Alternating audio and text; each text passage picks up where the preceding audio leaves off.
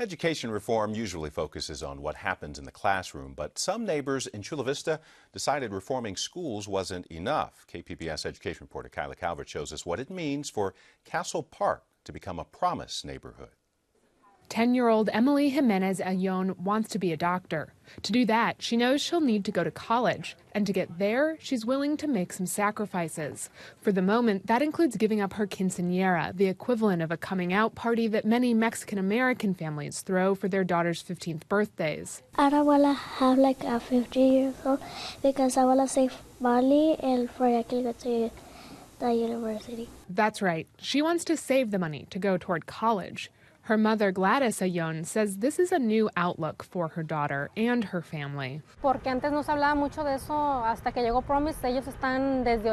Before, we didn't talk a lot about it, but the people from Promise came with the mentality of helping the mothers from the time they're pregnant and helping them so that their children do well and little by little and get to college. Castle Park's Promise Neighborhood program is one of about a dozen Promise neighborhoods across the country. The federal government has set aside about $100 million for programs like these over the last 3 years.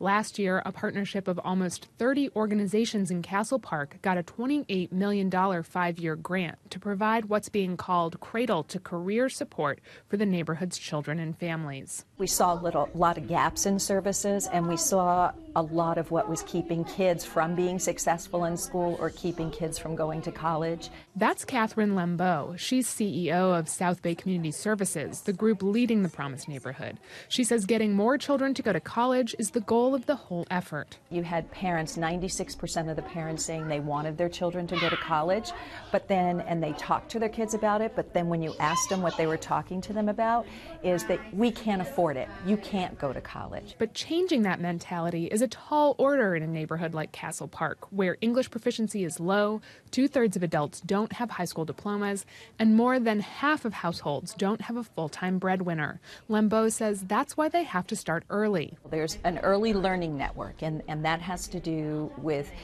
preventing any gaps or getting rid of the gaps that kids have even before they enter school. That network includes a new preschool Lembeau is visiting today on the Castle Park Elementary campus, where students are learning in English and Spanish. Cuatro. But it also includes newborn home visits by family clinic doctors that are part of the Promise neighborhood and parenting classes called Universidad de Padres, or Parent University.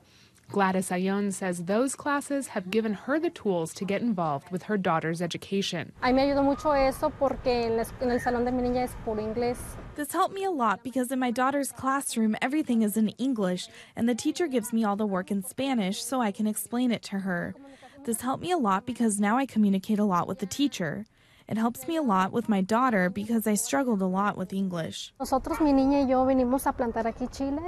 Ayon is also spending more time on the school's campus, not just in classes, but planting and tending this parent-run garden that was paid for with Promise neighborhood dollars. Evidence of those dollars is everywhere on campus, from in-class and after-school tutors to an after-school computer lab where students can catch up on reading skills. The school's resource teacher, Kim Callado, says the school is also connected with services now that help keep kids in school and learning. We had a family that needed immediate help with shelter. And so we went through the Promise neighborhood. We asked them if they could do a referral, then they helped them through the whole process. Those connections have only been in place since school started at the end of July, but Callado says they're starting to pay off. We're still working on it. We just started, but yes, we're already seeing a difference because we're getting so much support on calling parents, asking them why they're absent. So last week we were celebrating that we did really well with our attendance. But being on campus isn't enough.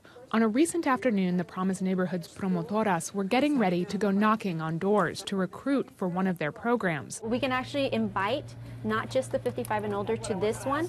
This workshop, everyone's invited. Cindy Gonzalez became a promotora after years of volunteering at her son's school, Castle Park Middle, which is also part of the Promise neighborhood. We are the eyes, the ears, and especially the voice of the community. We're there to inform the community of everything that we're learning and we're also there to navigate them through all of the programs. The promotoras are neighborhood residents, so Gonzalez says parents trust them in a way they may not trust school administrators. If parents are more comfortable, they'll open up and let promotoras know what services they may really need. Gonzalez says she's seen firsthand what the influx of support and extended school day programs from the Promise neighborhood can mean for students. I would hear every morning, "Hey, I don't want to go to school, I don't want to go to school," and it was a struggle. But along with Promise neighborhoods came a new philosophy at her son's middle school. It holds them accountable for not going to school, for not doing their homework, and he would have to make up his days on Saturdays. I stopped hearing that every morning, "I don't want to go to school," because he knew there's consequences. Now, she says, her son's in high school outside the neighborhood, but he knows college is in his future. Gonzalez says they're planning for him in ways they didn't for his older sister. We didn't have all the information. I'm sure the school had it, but it wasn't readily accessible to us at the time. And I think that's one of the reasons why I got involved also, was because I wanted to share that information with the community also. When the 5-year grant ends, the schools and organizations will have to find other ways to keep successful programs running. Lembeau says they'll be gauging success in a lot of different ways. They'll be looking at how many infants and toddlers have access to medical care somewhere other than an emergency room. They're asking parents how much they read to young children. They're also tracking things like high school graduation rates, college enrollment, and test scores. But Gonzalez is looking for something else. I'm hoping that the community wakes up and realizes that they have a voice and that they can make a difference in their communities and their schools for their children. That kind of change, she thinks, might outlast any program. Kyla, Calvert, KPBS News.